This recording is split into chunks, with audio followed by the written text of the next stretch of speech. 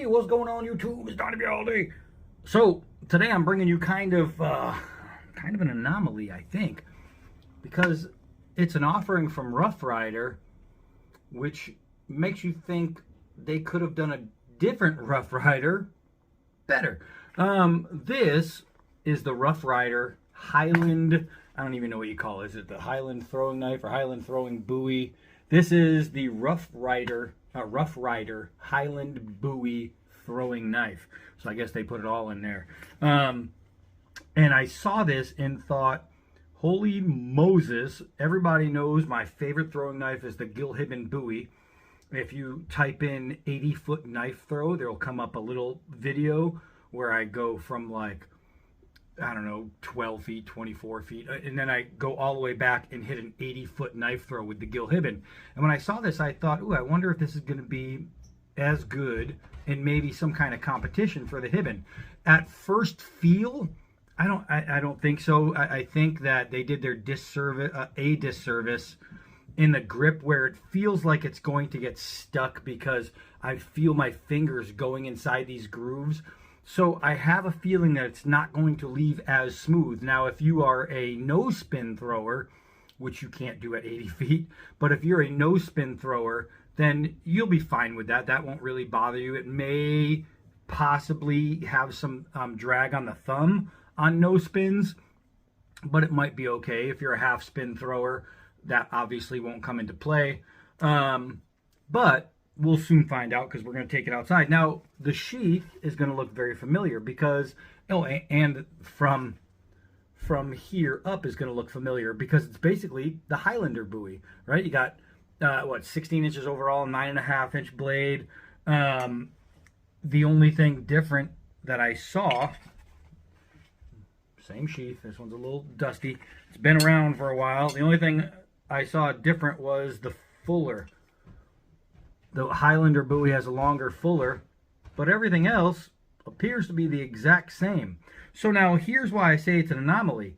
This had the chance to be a really great knife, but you see this, it looks like it's true full tang. It is not. It's a taco. So this right here is just a wrap. It's not a real tang. This is fake. The real tang is a little tiny stick tang in there. Really crappy. If you can make this knife true full tang, why couldn't you make this knife true full tang? That makes no sense. The only difference was scales and a guard. That's it. That's it. You could have done an integral guard on the upper, so you could have a full guard right here. Put some scales on there. It's the same exact knife, but instead, this one, they use a fake tang to try and trick you.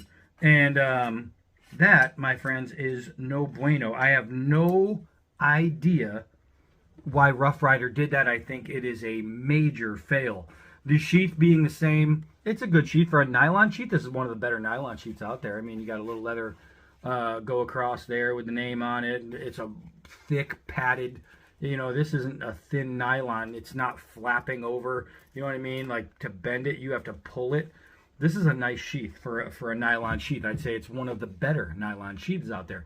And when you're talking about a knife that sells at like Smoky Mountain, I think it retails for $22 and it sells all day long for between 18 $19. You'll find them at first glance, because if I wanted, I could literally put on some scales. I have scale material sitting right back there. I could put on some jade. I could put on some G10. I could do whatever I want. I could put on some really nice scales and have a full working knife.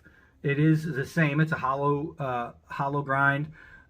So I can literally do it up. It would be very, very easy to scale this out. But I want it to compete with my Gilhibben that's in Arizona. So once I bring this there, then I'll be able to really put them side by side. But for today, we're just going to bring it outside and throw it.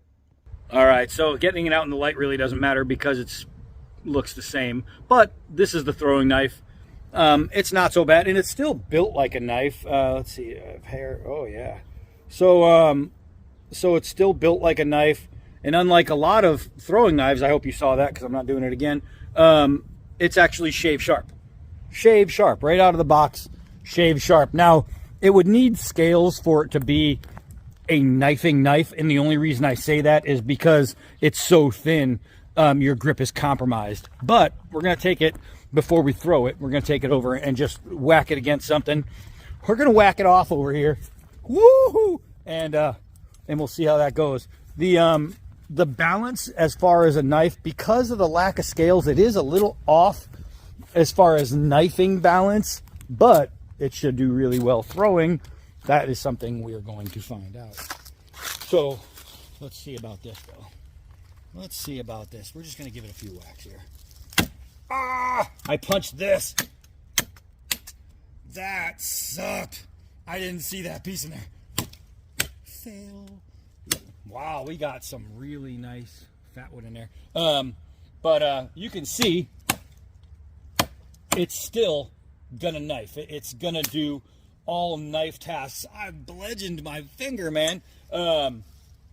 It's gonna do knife tasks. It's gonna work just like any Bowie knife would work, with the exception that it's gonna suck in the hand if you do that, because it's just solid steel, really thin, and not made for it. But, well, it kind of is made for it since it's the same blade, which is weird. All right, so it is made for it, but it's not made for it. A little weird. So we're gonna come over here. We're gonna start with a half spin. Now it's cold today.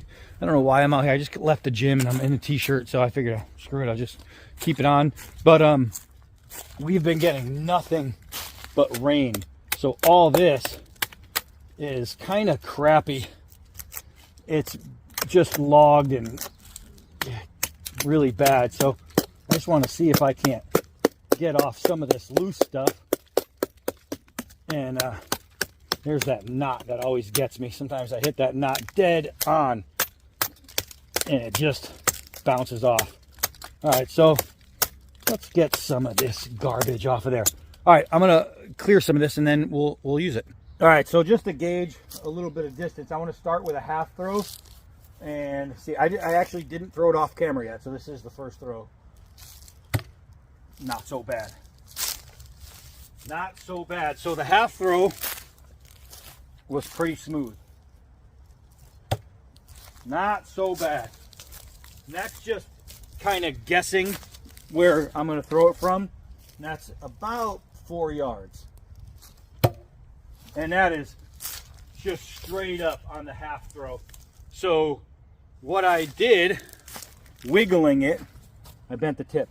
So I can tell you right away that the heat treat is made for throwing. And oh, that was in there. That was in there, but soft wood. Let's see if I can straighten out that tip. So the heat treat is definitely throwing only. It's not a working knife heat treat. That's a little better. A little better. So I have to say, automatically, the Gilhibben is better. Let me line up a full throw. All right, so I threw one, and it actually stuck, so I kind of guessed right. So we're going to try it again, and hopefully it just wasn't a good throw. There we go. So far, and now I'm gonna, but so far I don't have a miss with this knife. No misses. Now what I'm doing on the throw is I'm going below the finger well. So that's my grip. Oh, that was in the tip. So actually I did have 2 misses. That one and the one before. But it's not because any fault of the knife or the throw. It's because the wood is just really crappy. All right, let's test this at 12 yards. Yeah!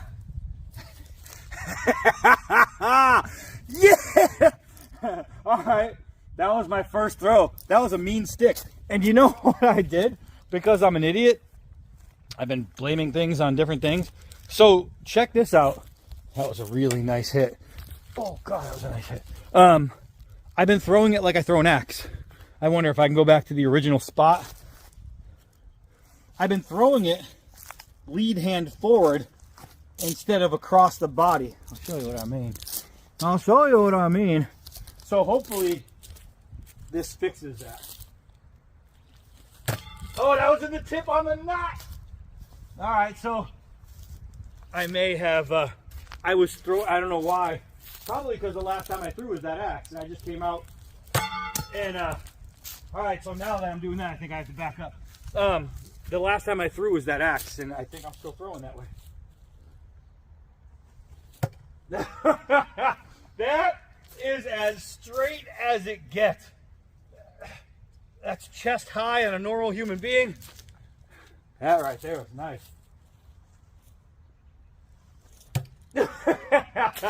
All right, so chest high, dead straight. I think I just screwed myself up.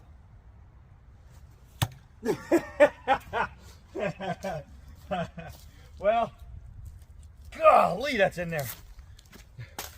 I can definitely throw consistently. Okay, so I was throwing it like this instead of like this.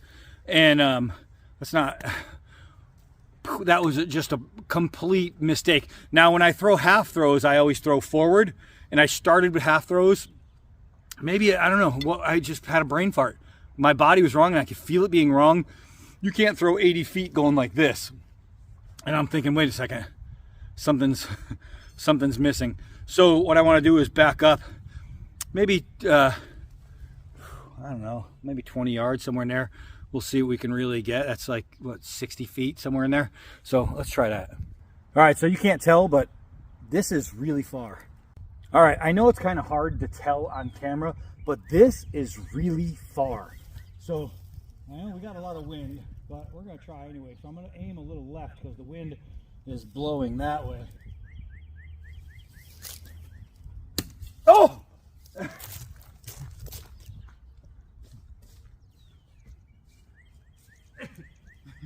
It like stuck right in the base.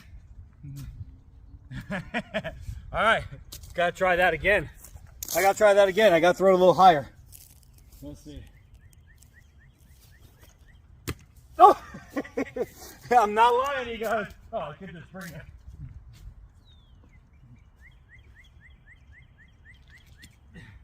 Stuck in the base. I gotta throw it a little harder. I gotta bring it up. I'm actually right there. It's stuck literally like this in the base of the tree. All right. This is a far throw. Oh, it ricocheted. All right, hold on. I gotta try again. Hold on. So if I can't get it, I'm gonna blame it on the bent tip because there has to be a reason. I think when I get it back to Arizona, because I left my forge there, I might try and straighten it and reheat treat it. Well, give it a heat treat. I don't think it has any. All right, let's try. Yeah. Yeah. Can you see that? I think it's stuck. Oh no, I think I stuck it by the handle. I'm gonna bring you with me anyway. I did. That's not good enough. Hold on. All right, so we're getting there. This is super far, and the wind picked up a little bit heavier. Let's see if we can't. Trying to wait for it to stop. I'm watching the flag in the cemetery. It's blowing out. I'm waiting for it to stop blowing. You can see over there. Yeah, over there. You see the flag? That's a giant flag, and it's blowing almost straight out. This flag's not straight out at least anymore. Let's try it. Holy Moses, that one's stuck.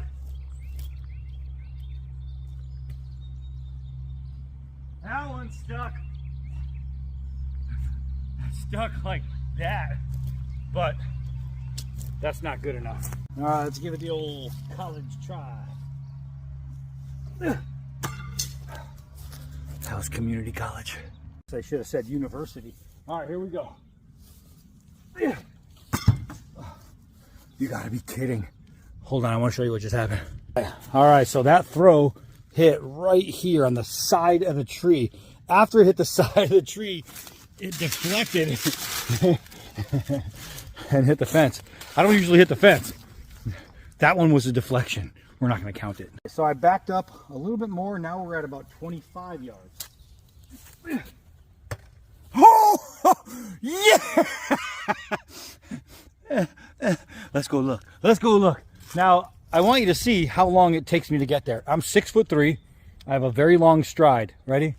Boom, boom.